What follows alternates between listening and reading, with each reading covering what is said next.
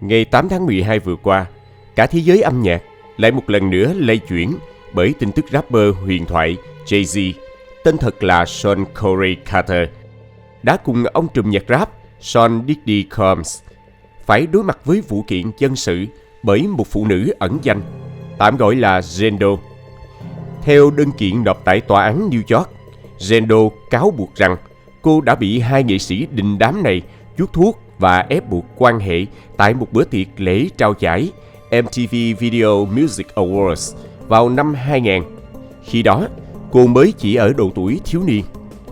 Thông tin này tiếp tục gây sốc đối với công chúng, bởi Jay-Z không chỉ là một trong những nghệ sĩ hip-hop vĩ đại nhất mọi thời đại, mà còn là biểu tượng văn hóa có sức ảnh hưởng mạnh mẽ. Vậy, những cáo buộc này có cơ sở hay không? Và có đủ dẫn chứng khi đã hơn 2 thập kỷ trôi qua? Chúng ta hãy cùng tìm hiểu trong video ngày hôm nay. Các bạn đang theo dõi kênh Văn Tùng Siêu Kỳ Án và mình là Hoài Bảo.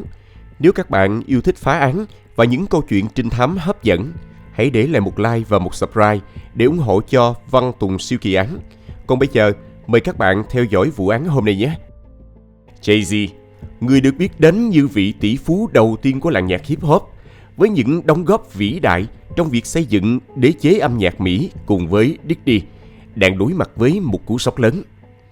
Từng là biểu tượng của thành công và quyền lực, mối quan hệ thân thiết giữa Jay-Z và ông trùm nhạc rap Sean Diddy Combs đã không ít lần khiến dư luận đặt câu hỏi. Đặc biệt từ khi Diddy bị bắt giữ vì những cáo buộc tấn công, cưỡng ép và buôn bán hoa trái phép, cùng vật chứng thu giữ được trong cuộc đột kích tại căn biệt phủ của ông ta lên đến hàng nghìn chai dầu bôi trơn trẻ em, số lượng lớn chất kích thích và 3 khẩu súng. Mặc dù Jay-Z và vợ mình, ông chúa Beyoncé của làng nhạc, chưa có bằng chứng nào cho thấy cả hai có liên quan trực tiếp đến vụ việc đó, nhưng tên của họ vẫn bị réo gọi khắp nơi trên các diễn đàn và mạng xã hội. Giờ đây, khi vụ án của Diddy vẫn còn trong quá trình điều tra, một cáo buộc chấn động khác lại được đưa ra, lần này là dành cho cả Jay-Z và Diddy. Zendo cho biết, quyết định đối mặt với quá khứ đau đớn này là điều vô cùng khó khăn, nhưng cô không thể tiếp tục im lặng sau hàng chục năm mang nỗi ám ảnh bên mình. Theo đơn kiện, vào ngày 7 tháng 9 năm 2000, cô gái trẻ khi đó đã quyết định thử vận may của mình bằng cách đến gần khu vực tổ chức lễ trao giải VMA tại Radio City Music Hall, New York. Được bạn bè đưa đến gần sự kiện, cô hy vọng có thể vào bên trong hoặc tìm cách tham dự một bữa tiệc sau lễ trao giải.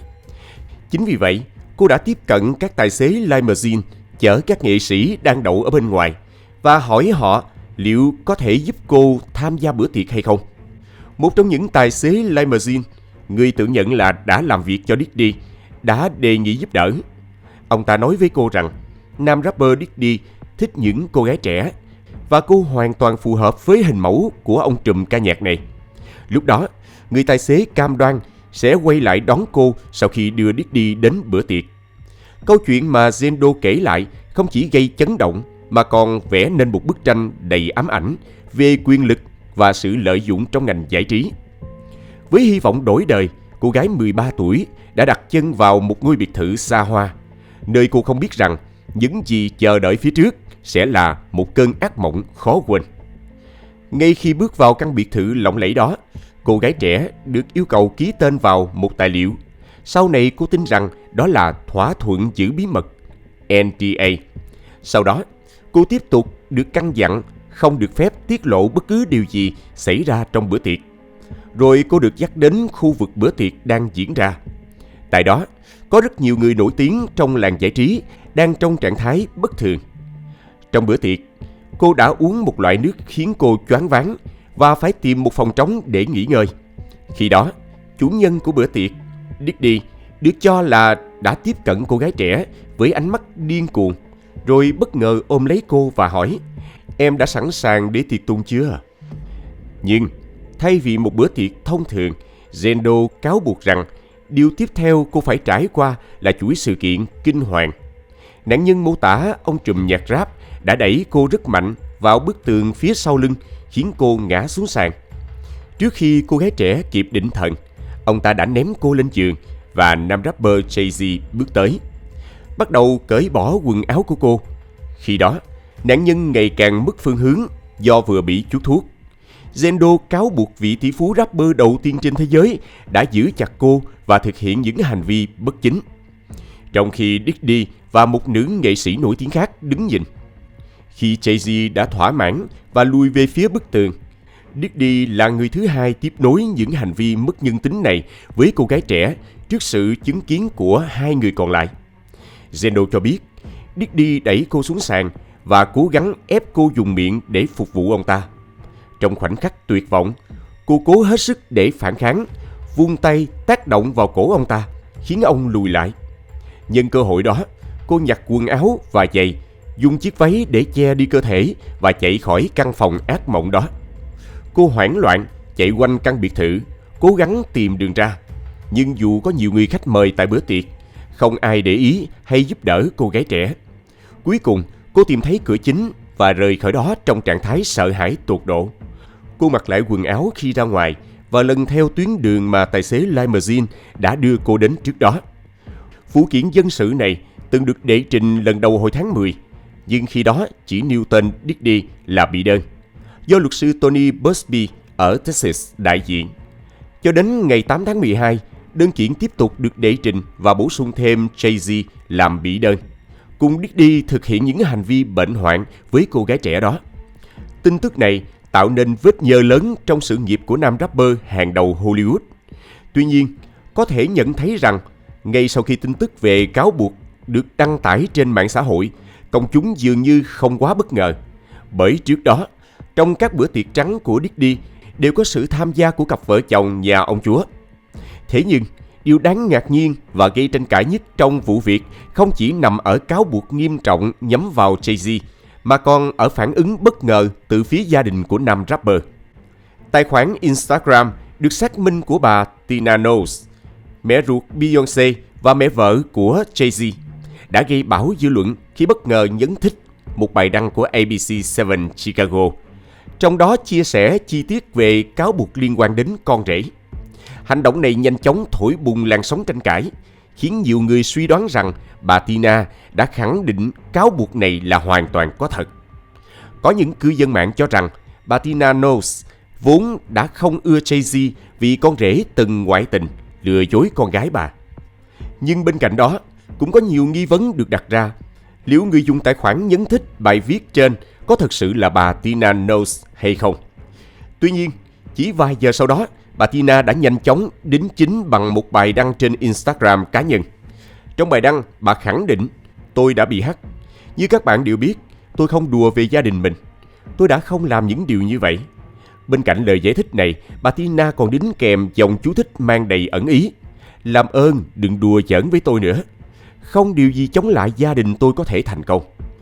Ngay sau phủ nhận của mẹ vợ, Jay-Z cũng có bài tuyên bố rằng phủ nhận những cáo buộc của người phụ nữ giấu tên kia. Chồng của Beyoncé đã chỉ trích luật sư Tony một cách thậm tệ, nói hành động của luật sư này là tàn ác, đáng chê trách. Theo Jay-Z, những gì vị luật sư này đang cố gắng làm đơn giản là một nỗ lực tống tiền và có hành vi lừa đảo. Nam rapper khẳng định những cáo buộc này có bản chất quá tàn ác, đến nỗi tôi cầu xin ông hãy nộp đơn khiếu nại hình sự, chứ không phải đơn khiếu nại dân sự. Bất kỳ ai phạm tội như vậy đối với trẻ vị thành niên đều phải bị giam giữ. Ông không đồng ý sao? Những nạn nhân bị như vậy xứng đáng được hưởng công lý nếu đó là trường hợp thực sự đã xảy ra. Tôi không biết tại sao ông lại trở thành một con người đáng khinh bỉ như vậy, ông Buzbee. Nhưng tôi hứa với ông rằng tôi đã thấy loại người như ông nhiều lần. Tôi đã chuẩn bị sẵn sàng để đối phó với loại người như ông rồi. Cũng trong bản đáp trả của mình, Jay-Z cho rằng điều đau lòng nhất của nam rapper là Beyoncé và 3 đứa con của họ sẽ bị ảnh hưởng bởi chuyện này. Vợ tôi và tôi sẽ phải ngồi xuống nói chuyện với các con. Một trong số chúng đang ở độ tuổi mà bạn bè của chúng chắc chắn sẽ nhìn thấy tin tức trên báo chí và đặt câu hỏi về bản chất thật sự của những tuyên bố này và giải thích sự tàn ác và lòng tham của con người. Tôi đau buồn vì nó sẽ khiến con trẻ mất đi sự ngây thơ. Trẻ em không nên phải chịu đựng điều đó khi chúng còn quá nhỏ. Thật bất công khi phải cố gắng hiểu được mức độ ác ý không thể giải thích được nhằm hủy hoại gia đình và tinh thần của chúng tôi. Huyền thoại nhạc hip hop còn đưa ra lời cảnh báo: tôi không đến từ thế giới của ông. Chúng tôi không chơi những trò chơi kiểu này. Chúng tôi có những quy tắc và danh dự rất nghiêm ngặt. Chúng tôi bảo vệ trẻ em, còn ông thì có vẻ lợi dụng mọi người để trục lợi cá nhân. Tôi sẽ chứng minh cho ông thấy tôi khác biệt như thế nào. Ngay sau bản tuyên bố đó, phía nam ngôi sao Jay-Z cũng nộp đơn xin bác bỏ vụ kiện ẩn danh do luật sư Tony Buzbee đệ trình. Đơn kiện của Alex Spiro, luật sư của Jay-Z, đặc biệt yêu cầu tiết lộ danh tính thật sự của nguyên đơn Zendo để có thể tự vệ trước khiếu nại sai sự thật này thông qua quá trình pháp lý một cách minh bạch. Bản kiến nghị khẳng định rằng luật sư Tony Buzbee hiện không cung cấp bất kỳ bản tuyên thệ, tuyên bố hoặc thông tin thực tế nào để biện minh cho vụ kiện hoặc việc ẩn danh. Thậm chí, các luật sư của Jay-Z còn mô tả Tony Buzbee là người cống hiến hết mình cho công việc, đòi bồi thường lớn từ nhiều người nổi tiếng, cá nhân có giá trị tài sản ròng cao và các doanh nghiệp có mối quan hệ công khai với Sean Combs. Đáng chú ý, bản kiến nghị này chỉ ra rằng luật sư Tony có tiền sử nhắm vào những người nổi tiếng bằng cách đưa ra những cáo buộc sai sự thật về hành vi sai trái và nêu rõ rằng vụ kiện chống lại Jay-Z là nhằm trả thù những mục tiêu hiếm hoi không chịu trả tiền cho ông ấy. Hồ sơ pháp lý mô tả những cáo buộc này chỉ là chương tiếp theo trong câu chuyện tống tiền lan rộng của luật sư Tony Buzbee. Sau khi Jay-Z và các luật sư của bị đơn lên tiếng chỉ trích, luật sư Tony Buzbee viết trên Instagram rằng ông sẽ không bao giờ nao núng trước những lời vu khống và hành vi quấy rầy mình.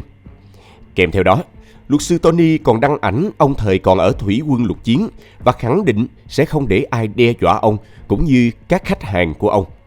Ông cũng nhấn mạnh rằng công lý sẽ luôn đứng về phía sự thật. Điều này khiến không ít người tin rằng ông đang nắm giữ những bằng chứng quan trọng để củng cố vụ kiện. Dù tuyên bố dài của Jay-Z đã được đưa ra nhằm phủ nhận hoàn toàn các cáo buộc, nhưng công chúng vẫn không khỏi nghi ngờ. Một phần bởi điều này đến từ mối quan hệ thân thiết của nam rapper với Diddy, người vốn đã vướng vào nhiều vụ bê bối và tai tiếng. Những bữa tiệc trắng đầy bí ẩn của Diddy, nơi Jay-Z và Beyoncé thường xuyên xuất hiện, giờ đây vẫn bị đặt dưới ánh đèn soi xét. Không chỉ dừng ở đó, những vết rạn nứt trong chính cuộc sống gia đình của Jay-Z đã làm dư luận càng thêm phần nghi vấn. Trong suốt thời gian dài cặp đôi đình đám bên nhau, Jay-Z cũng vướng phải tin đồn ngoại tình với nhiều phụ nữ khác. Vào năm 2010, có tin đồn Jay-Z khiến ngôi sao phim khiêu dâm Jasmine Castma mang bầu. Jasmine sau đó đã lên tiếng phủ nhận cha của đứa bé là Jay-Z. Tuy nhiên, một người bạn của Jasmine khẳng định trên tờ National Enquirer rằng chồng của Beyoncé đã mua cho người đẹp phim người lớn một ngôi nhà trị giá 2,5 triệu USD, hòng che đậy sự thật. Hoa hậu người Bỉ Claudia Schiffer cũng tiết lộ nam rapper đã mua cho cô một ly champagne và tán tỉnh cô tại một câu lạc bộ đêm ở Antwerpen vào năm 2010. Người đẹp kể trên tạp chí Mirror của Anh rằng: khi tôi đang ngồi cùng nhóm bạn, anh ấy đã gửi cho tôi một ly rượu. Anh ấy cũng bảo anh từng đi khắp thế giới nhưng chưa thấy con gái ở đâu đẹp bằng ở Antwerpen. Năm 2011, không lâu sau khi Beyoncé thông báo mang thai, truyền thông cũng rộ lên tin đồn Jay-Z có con trai bí mật với người mẫu Chanel Scott. Cha của bạn trai cũ Chanel tố cáo trên tờ Star rằng: tôi cam đoan rằng thằng bé là con của Jay-Z. Tất nhiên, rất nhanh chóng sau đó, luật sư của ngôi sao nhạc rap danh tiếng lại lên tiếng bác bỏ. Năm 2013, Jay-Z lại một lần nữa lao đao với scandal ngoại tình. Một nữ rapper tên là Elle Ivy tiết lộ trên đài phát thanh rằng Jay-Z đã tán tỉnh cô vào năm 2008 khi nam ngôi sao đang mặn nồng với Beyoncé. Vào tháng 5 năm 2014, cả thế giới vô cùng bất ngờ khi đoạn phim quay lại cảnh Solange, chị gái của Beyoncé, tấn công Jay-Z trong thang máy sau Met Gala bị lan truyền trên khắp các trang mạng xã hội. Video vụ việc được bàn tán và tin đồn nhanh chóng bùng lên. Solange đã biết về việc Jay-Z ngoại tình và muốn đòi lại công bằng cho em gái mình. Dù gia đình Beyoncé nhanh chóng đưa ra lời giải thích, khẳng định rằng đây chỉ là một bất đồng bình thường của gia đình. Thế nhưng, về phía nam rapper Jay-Z đã không có động thái nào phủ nhận, cũng như không thừa nhận việc mình không chung thủy. Điều này khiến hình ảnh của cặp đôi vốn được ca ngợi là biểu tượng của tình yêu và quyền lực bị lung lay. Công chúng bắt đầu đặt câu hỏi, liệu hạnh phúc của họ có thực sự bền vững? Hay chỉ là một lớp vỏ bọc hoàn hảo để bảo vệ tên tuổi và sự nghiệp? Mọi chuyện tạm lắng cho đến năm 2016, khi Beyoncé phát hành album đình đám Lemonade. Hai ca khúc Hold Up và Sorry đã khiến dư luận một lần nữa dậy sóng với những câu hát đầy ẩn ý. He only want me when I'm not there. He better call Becky with the good hair. Dù không trực tiếp nhắc đến tên Jay-Z, nhưng phần lớn khán giả tin rằng He chính là ông, và Becky là hình tượng đại diện cho người thứ ba đã chen vào mối quan hệ của cặp đôi. Những tin đồn chỉ dừng lại khi Beyoncé mang thai cặp song sinh vào năm 2017 và công chúng tin rằng gia đình hai ngôi sao đã vượt qua mọi sóng gió. Nhưng Jay-Z một lần nữa khiến mọi người ngạc nhiên khi phát hành album 444 vào cùng năm đó. Dư luận đồn đoán, trong album này, nam rapper ngầm thừa nhận sự tồn tại của Becky. Trong ca khúc Family Feud, Jay-Z có câu rap Leave me alone Becky. Có thể thấy, khi nhìn vào lịch sử những tin đồn ngoại tình và mối quan hệ thân thiết với Sean Diddy Combs, công chúng không thể không đặt nghi vấn về tính chính xác của sự việc đã xảy ra cách đây hơn 20 năm. Đối với cáo buộc lần này của Jay-Z, động thái đáng chú ý nhất từ phía ngôi sao làng rap thể hiện tại sự kiện đầy màu sắc của Hollywood diễn ra vào tối ngày 9 tháng 12. Nam rapper Jay-Z đã xuất hiện cùng vợ Beyoncé và con gái Blue Ivy trên thảm đỏ, thu hút sự chú ý của giới truyền thông và dư luận. Sự kiện này chính là buổi ra mắt phim hoạt hình Mufasa, Vua Sư Tử, diễn ra chỉ một ngày sau khi Jay-Z bị cáo buộc trong vụ kiện dân sự. Nữ ca sĩ Beyoncé và con gái đảm nhận vai trò lồng tiếng trong bộ phim lần này của Disney. Gia đình quyền lực của làng nhạc Mỹ đã tạo dáng rạng rỡ trên thảm đỏ tại nhà hát Dolby. Jay-Z diện bộ siêu nâu lịch lãm với thái độ tự tin, trong khi Beyoncé vẫn vô cùng nổi bật và quyến rũ. Cô con gái Blue Ivy, 12 tuổi của họ, cũng không kém phần duyên dáng với chiếc đầm cùng tông màu với mẹ. Tại buổi ra mắt bộ phim, cả gia đình vui vẻ giao lưu với các phóng viên và nghệ sĩ khác. Bên cạnh đó, mẹ của Beyoncé, bà Tina Knowles, cũng có mặt tại buổi lễ để ủng hộ cho con gái và cháu gái. Mặc dù sự kiện ra mắt phim đã tạo nên một bầu không khí vui vẻ cho gia đình Jay-Z giữa những ồn ào pháp lý, nhưng bê bối lần này vẫn khiến nhiều người đặt câu hỏi về tương lai của họ trong ngành công nghiệp giải trí. Jay-Z, tên thật là Sean Corey Carter, sinh năm 1969, là một trong những rapper giàu nhất làng giải trí Mỹ. Năm 1986, nam rapper có những ca khúc đầu tiên và dần bước chân vào làng nhạc hip-hop. Năm 1996, nghệ sĩ thành lập hãng thu âm Rockefeller và ra mắt album đầu tiên Reasonable Doubt, xếp hạng 26 trên bảng xếp hạng Billboard 200. Đến nay, Jay-Z thuộc nhóm nghệ sĩ có số lượng bán đĩa nhiều nhất trên thế giới, với doanh số hơn 100 triệu bản.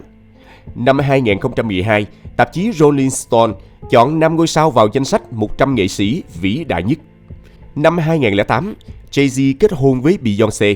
Năm 2018, đôi vợ chồng danh tiếng cùng vào danh sách người giàu của Forbes.